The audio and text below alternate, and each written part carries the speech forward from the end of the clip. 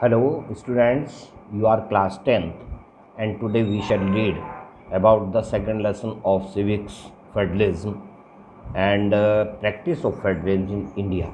Constitutional provisions have undoubtedly played an important role in successful working of Indian Federation, but these are not sufficient.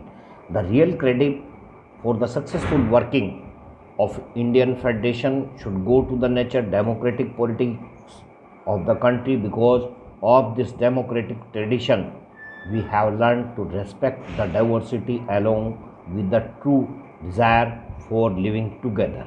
Linguistic states. The first major test for democratic traditions of the country was faced due to the creation of linguistic states. The Indian political map has undergone lots of changing between 1947 to 2006. Initially, the demand of creation linguistic states was resisted by central government as it feared that it would lead to disintegration of the country. But our experience have shown that the formation of linguistic states has actually made the country more united. It has also resulted into administrative convenience.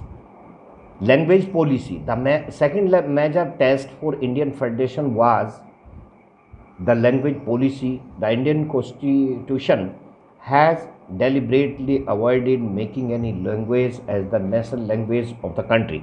Hindi, although identified as the official language of the country, is spoken only by 40% of Indians.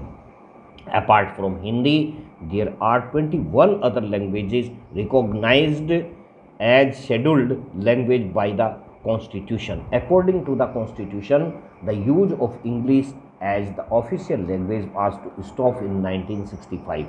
But many non-Hindi speaking states insisted for its continuance. In Tamil Nadu, this demand took the shape of a movement which turned violent. As a result, the central government had to agree to keep both English and Hindi as an official language.